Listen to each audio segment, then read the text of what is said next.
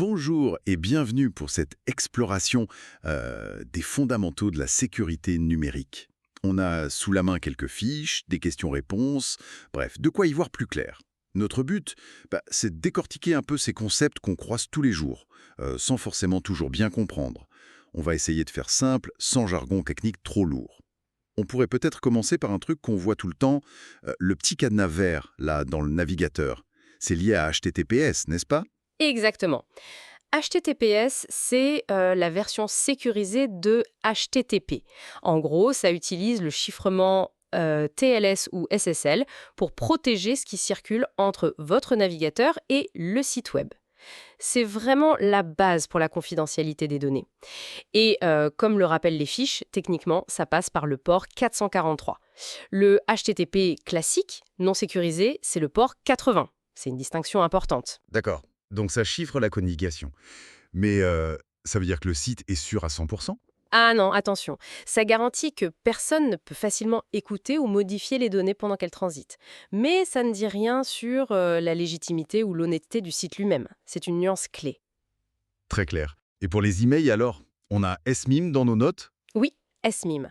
C'est un peu l'équivalent pour les emails. Ça permet de signer numériquement pour prouver qui envoie et de chiffrer le contenu. Donc ça assure l'authenticité et la confidentialité. Mais on a l'impression que c'est moins utilisé qu'HTTPS, non? Ben oui, c'est un peu le paradoxe. C'est très puissant, SMIM, mais ça demande de gérer des certificats, ce qui peut être un peu compliqué pour l'utilisateur lambda. Du coup, c'est plus fréquent en entreprise. D'accord. Parlons d'un autre point crucial. Les mots de passe. Une des sources insiste sur le fait de stocker les versions hachées. Pourquoi c'est si important? Ah, ça, c'est fondamental. Le hachage, c'est transformer le mot de passe en une sorte d'empreinte digitale, unique, qui n'est pas réversible en théorie. Donc si jamais la base de données du site est compromise, les pirates n'ont pas les mots de passe en clair, ils ont juste ces empreintes. Et il faut des bons algos de hachage, j'imagine. Absolument. Faut utiliser des méthodes modernes, comme Bcrypt par exemple, et y ajouter ce qu'on appelle un sell. Ça rend les attaques beaucoup plus difficiles, notamment celles par force brute ou avec des tables arc-en-ciel. Bcrypt est volontairement lent, ce qui est un avantage ici. Intéressant, cette lenteur voulue, ça nous ramène à un autre point soulevé. Cette idée qu'un utilisateur aurait 20 mots de passe uniques. C'est un peu une utopie, non? Clairement, c'est un vrai problème, la réutilisation des mots de passe. C'est un risque énorme, hein. Qui a vraiment 20, 50 mots de passe uniques et forts en tête?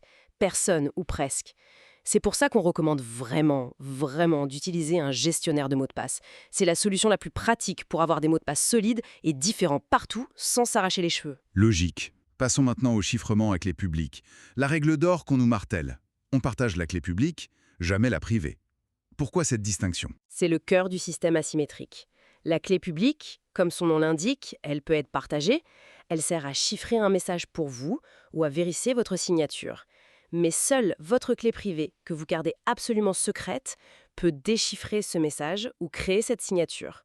Donner sa clé privée, c'est comme donner la clé de chez soi, quoi. Faut jamais faire ça. Compris. Et ça, c'est lié aussi à l'authentification des messages, pour être sûr qu'ils n'ont pas été modifiés en route. Tout à fait.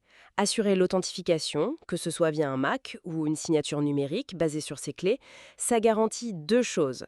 Qui est l'expéditeur, authenticité, et que le message est intact, intégrité. C'est essentiel pour la confiance. Bien noté.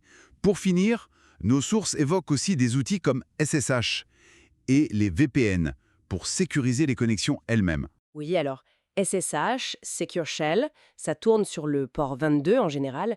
C'est la méthode standard et sécurisée pour se connecter à distance à un serveur, par exemple en ligne de commande. Ça remplace l'ancien Telnet qui était, lui, pas du tout sécurisé. Et les VPN, les réseaux privés virtuels, eux, ils créent un tunnel chiffré entre votre appareil et un réseau distant. Ça utilise des protocoles comme IPsec, PPTP ou IKE comme mentionné.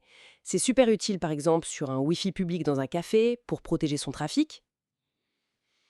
Ok, donc si on essaye de résumer les bons réflexes, chercher le HTTPS et le cadenas, utiliser un gestionnaire de mots de passe pour avoir des mots de passe uniques et forts, bien comprendre la différence clé publique, clé privée et ne jamais partager la privée, et enfin utiliser SSH ou un VPN quand on a besoin de sécuriser une connexion.